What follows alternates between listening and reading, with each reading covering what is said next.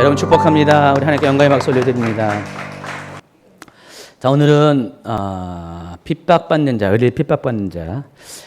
또 공교롭게도 오늘 오전 설교와 좀 이어지는 것 같습니다. 오전 예배의 말씀과 연결되는 것 같아서 오전 예배 말씀을 들은 분들은 더 이해가 될 것이고 못 들은 분들도 충분히 이해할 수가 있습니다. 오늘 본문 말씀은 마태복음 5장 10절, 11, 12절 같이 읽도록 하겠습니다. 천국이 그들의 것임이라. 나로 말미암아 너희를 욕하고 박해하고 거짓으로 너희를 거슬러 모든 악한 말을 할 때에는 너희에게 복이 있나니 기뻐하고 즐거워하라. 하늘에서 너희의 상이 클미라. 너희 전에 있던 선지자들도 이같이 박해하였느니라. 우리가 예수님을 믿는 것은 분명히 이유가 있어서 믿었을 것입니다. 사람마다 이유는 다양합니다. 그러나 처음부터 예수 믿는 것이 박해라는 것이 전제된다는 것을 알고 예수를 믿는 사람은 없을 것 같아요. 그렇죠? 내가 예수를 믿으면 이제부터 박해를 받는데 내가 힘들어진대. 그걸 알면서 예수 그리스도 안에 뛰어드는 사람? 글쎄, 혹시 나는 그런 사람입니다. 그런 분 계세요?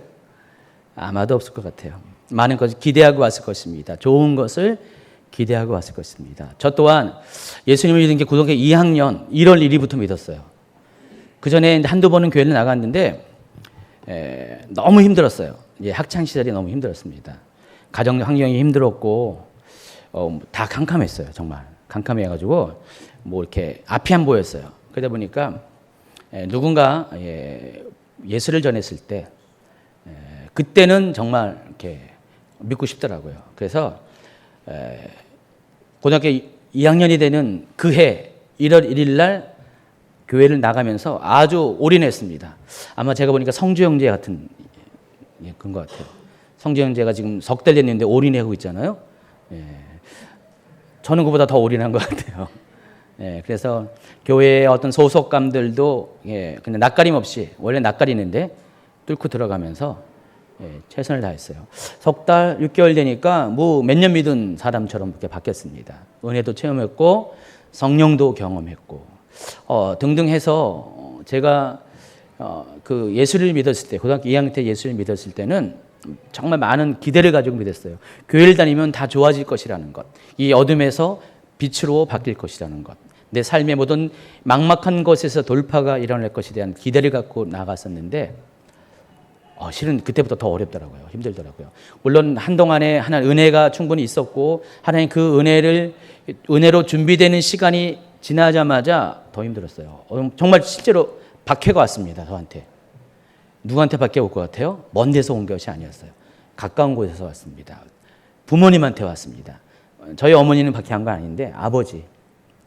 저희 아버지가 이제 돌아가셨어요. 꽤 오래전에 돌아가셨는데 자주간 좀 대단하신 분이었어요. 그래서 한 성격 하시는 분이었어요. 저희 집에 저희 큰 누나가 제일 먼저 예수 믿었는데 저희 큰 누나는 진짜 험한 걸 많이 당했습니다. 가족으로부터 박해를 많이 받았는데 근데 그것을 다 통과하면서 동생들을 전부 다 전도를 한 거예요. 그래서 저도 이제 누나에 의해서 전도를 받고 교회를 다니게 됐는데 실질적으로 이제 저희도 예수를 믿고 나니까 이제 박해가 심했습니다. 가정은 더 어려워지더라고요. 더 어려워지고 또 그리고 교회 다니기 전에 제가 공부 좀 했어요. 근데 교회를 다니면서 공부가 성적이 막 뚝뚝 떨어져요. 제가 쌍둥이라는 거 아시죠? 쌍둥이 형은 고등학교 1학년까지는 거의 이렇게 반에서 1등을 했었어요. 근데 고등학교 2학년 돼서 예수를 믿고 나서 하나님께로 들어간 이후로부터 공부도 못하는 거예요. 막 이상한 어떤 시험들이 와가지고 막 머리가 막 아파요. 학생이 공부를 하려면 머리가 이렇게 맑아야 되는데 머리가 계속 두통이 오고 그래서 공부를 못하는 거예요. 그래서 성적이 뚝뚝 떨어지고요. 저도 그래도 반에서 1등은 못하지만 그래도 이렇게 한 자리 안에 들어갔었는데 약간의 자랑이 있습니다. 그랬는데 그게 안 되는 거예요. 막 성적이 여러 가지로 안 되는 거예요. 이건 뭘까? 내가 예수를 믿었는데 집도 더 안 좋아지고 환경도 안 좋아지고 공부도 못하고 그러나 마음만은 편했어요. 마음만은 하나님 은혜 가운데 있었기 때문에 여러 가지 안 좋았었어요. 가장 힘든 것이 이제 아버지로부터 당하는 좀 그런 게 있었어요. 좀 처음에는 많이 힘들게 하셨는데 결국은 그것을 넘어가게 하더라고요, 하나님이요. 그래서 결국 아버지가 예수를 믿게 됐어요.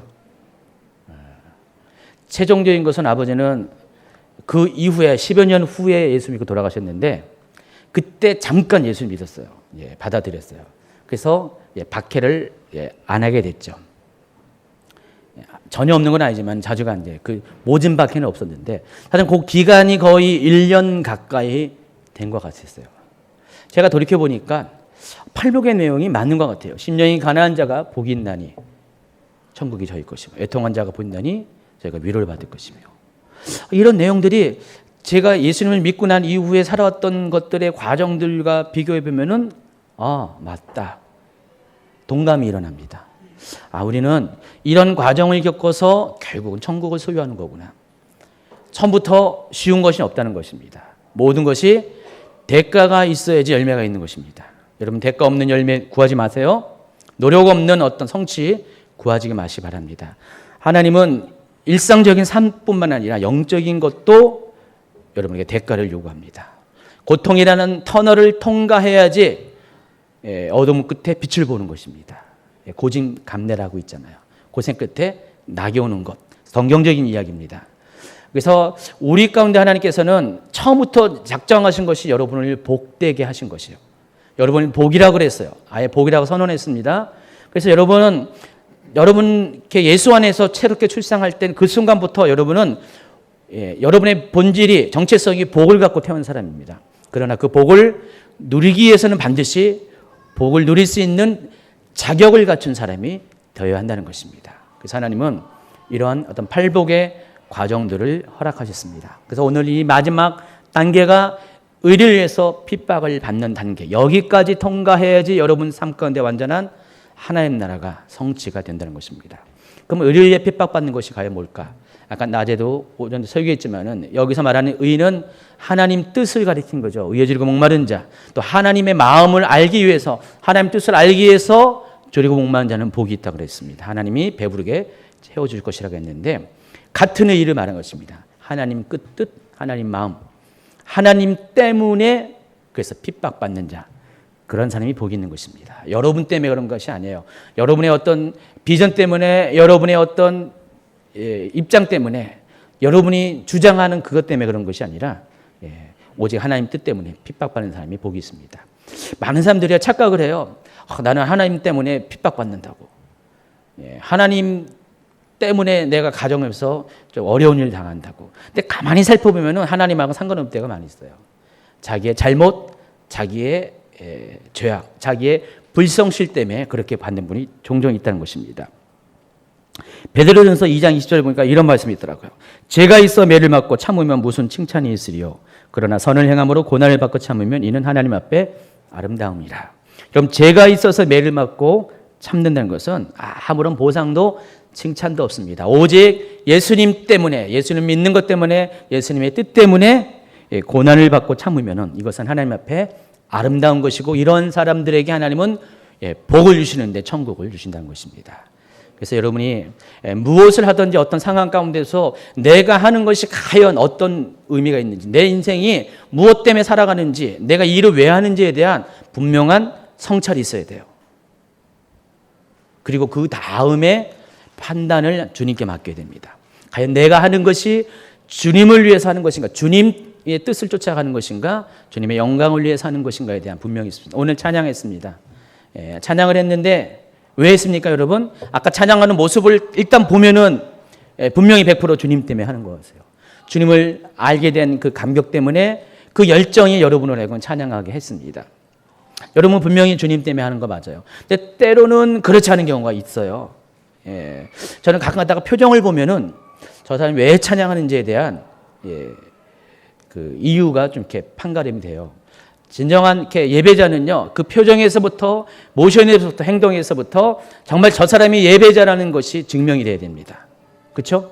여러분이 어떤 말을 전할 때도, 간증을 할 때도 저 사람, 그 사람 안에 있는 그 실체가 무엇인지가 증명이 돼야 된다는 것입니다. 근데 만약에 그것이 예수님이라면, 그것이 하나님의 뜻이라면, 그것 때문에 어떤 핍박에 닥친다면 그것은 복이 있는 것입니다. 그곳을 인해서 하나님 나라가 세워지기 때문에 그렇습니다. 아까 말씀드렸듯이 이 세상은 핍박을 받을 수 없는 구조로 되어 있어요. 이 세상의 원리와 오는 세상의 원리가 서로 갈등, 컨플릭트를 일으키고 있기 때문에 공존할 수가 없어요. 평행선을 그으면서 평행선 수준이 아니라 계속해서 서로 대립을 하는 관계이기 때문에 우리에게 핍박이 있는 것은 사실이라는 것입니다. 여러분이 아예 예수님을 몰랐으면 핍박이 별로 없어요.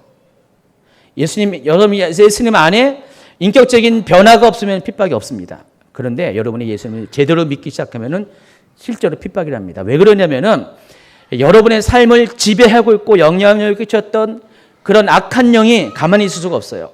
왜냐면은 악한 영의 입장에서는 내 땅이, 내 영적인 영토가 빼앗기는 거기 때문에 여러분 심령이 다 하나님 나라의 영토입니다. 그것이 빼앗기기 때문에 마귀가 땅을 빼앗기는 상황 가운데 가만히 있을 수가 없다는 것입니다. 그래서 반드시 여러분 삶 가운데 핍박이 따를 수밖에 없어요. 여러분 초기 기독교의 그런 성도들을 보시면은 초기 기독교 성도들은 어떻게 살았습니까? 핍박을 밥 먹듯이 하고 살았어요. 여러분 그 300 몇 년이죠?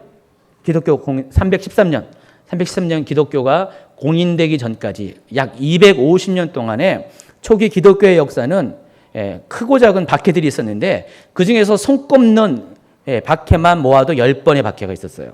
대규모적인 박해를 말한 겁니다. 우리 옛날에 기독교가 천주교가 한국 땅에 조선 땅에 들어왔을 때 여러 가지 박해가 있잖아요. 신비 박해, 뭐 이런 병인 박해 이런 거 있었잖아요. 그런 거와 같은 규모의 박해가 10번이나 있었습니다. 제일 먼저 시작된 것이 네로에 의해서 박해가 일어났죠. 계속해서 이 박해가 일어나면서 250년 동안 박해가 있었습니다. 사람들은 생각했을 거예요. 이 박해가 많다 보니까 기독교가 반드시 살아나지 못할 것이다. 멸절될 것이다. 실제로 그 시기에 기독교인들은요, 세상 가운데 없었습니다. 드러나지 않는 전부 다 지하교회 형태로서 존재했었어요. 지하교회라는 것은 땅 속도, 물리적인 땅 속도 말하는 거고요. 그리고 어떤 공동체, 사회 안에서도 드러내지 않는 조직을 말하는 것입니다. 가정교회 형태로 숨어서 예배드리거나 실제로 제가 작년에 터키 갔더니 지하교회가 있더라고요. 카파도키아 지하 가니까 지하 8층의 깊이의 교회들이 있었어요. 그게 데링큐였을 거예요. 데링큐. 그 지하 도시에 2만 명인가 8만 명, 2만 명인가 8만 명 확실하게 근데 그 정도의 인구가 살았는데 전부 다 크리스찬들이에요.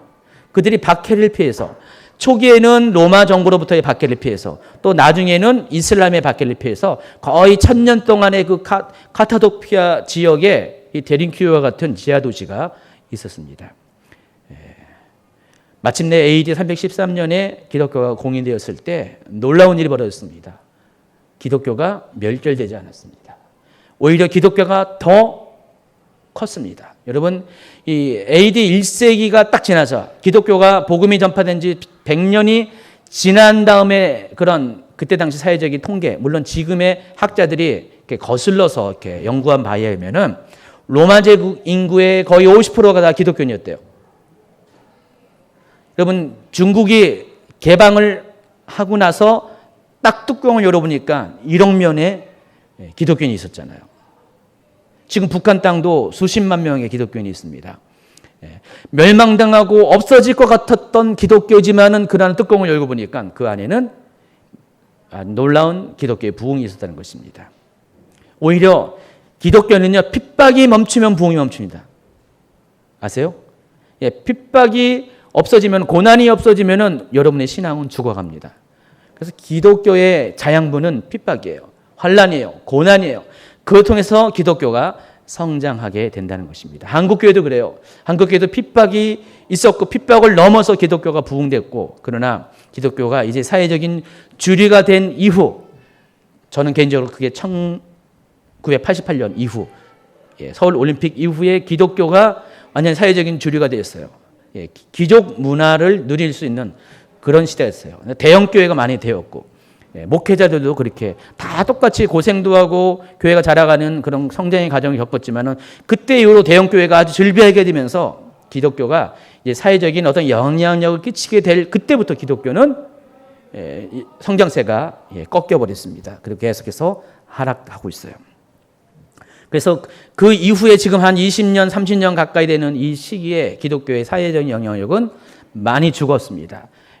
아까 얘기했던 어떤 영적 전쟁의 차원에서 그런 일도 있었지만은 실은 기독교인 자체가 빛과 소금이 안 됐기 때문에 그렇습니다.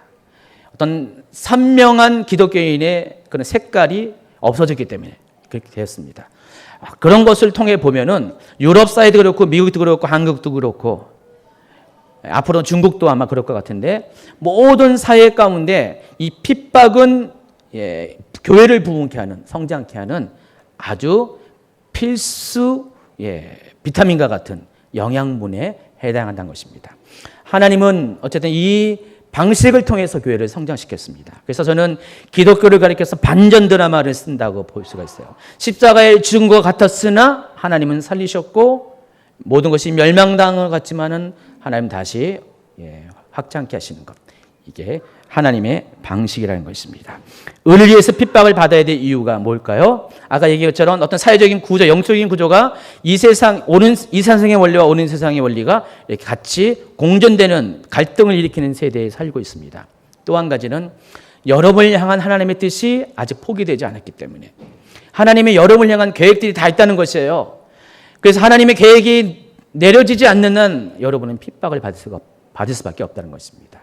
여러분, 하나님이 여러분 자신을 택하신 것을 아세요? 믿습니까? 하나님 주신 나에게 분명한 소명이 있다는 걸 아십니까? 여러분이 소명을 붙잡고 있는 한 여러분을 향한 핍박은 멈추지가 않을 것입니다. 첫 번째는 사단이 이것을 가만두지 않을 것이고 두 번째는 하나님이 그것을 통해서 여러분을 성장시키기 때문에 더 정결하게 만들기 때문에 온전하게 만들어가기 때문에 그것을 멈출 수가 없다는 것입니다. 그래서 하나님 나라는 그런 방식에 의해서 여러분을 통해서 지금도 확장되고 있는 것입니다. 여러분이 핍박을 받으면 받을수록 교회는 성장합니다. 부흥합니다. 여러분의 삶에 대가가 있을수록 여러분의 영적인 성장은 계속해서 앞으로 나아가게 된다는 것입니다. 그래서 여러분 핍박이 없는 것이 복이 아니에요. 핍박이 있는 것이 복입니다. 하나님에 대한 비밀을 아는 사람들은 이것도 알 수가 있어요. 우리가 정말 예수님을 제대로 한다면 하나님 나라의 원리를 제대로 한다면은 여러분이 핍박이 있는 것에 대해서 감사할 줄 알아야 돼요. 어느 갑자기 핍박이 멈췄다? 여러분 그때 두려워해야 돼요. 걱정해야 돼요. 하나님 도대체 이게 뭡니까? 왜 내 삶 가운데 평강이 찾아왔습니까? 오히려 걱정해야 돼요. 제가 교회를 이렇게 이전하고 나서 쉽지가 않더라고요. 아시다시피 여기는 이제 오픈된 지역입니다. 오픈된 공간입니다. 여러 가지 어떤 힘든 일이 많이 생겼어요. 제가 여기서 그때 한 며칠 동안은 너무 힘들어가지고 그냥 다 내려놓고 쉬고 싶을 정도로 마음속에 아주 무거움이 찾아온 어떤 그런 시기도 잠깐 있었어요. 근데 한 몇 달 지나니까 모든 것이 안정이 되는 거예요. 그렇잖아요. 모든 것이 안정이 되면서 제가 기도할 이유도 점점 적어지고요. 깨어있을 이유가 점점 적어져요. 실제로 환경이 그렇게 되니까 몸이 이렇게 따라가더라고요. 평강을 누리길 원하고 그랬어요.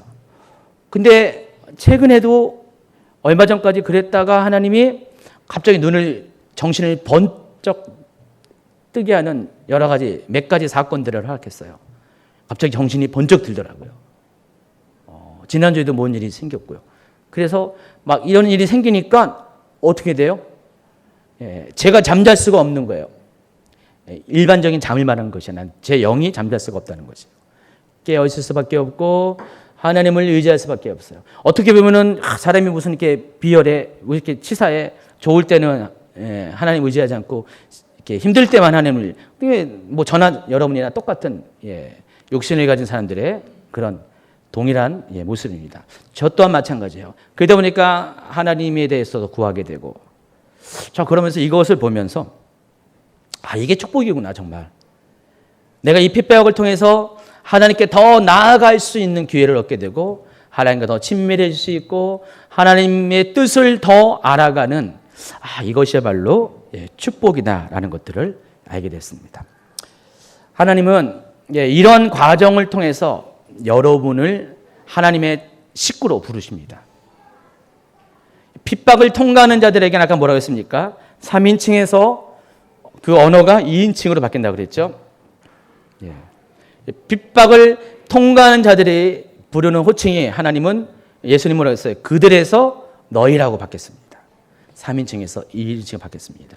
핍박은 여러분의 삶을 이렇게 정결하게 하고 빛나게 하는 그런 것도 있고, 또 한 가지는 하나님과 여러분의 사이를 더 가까운 사이로 인도하십니다. 여러분, 군대 가면은요 전우회라고 있어요. 전우회 아시죠?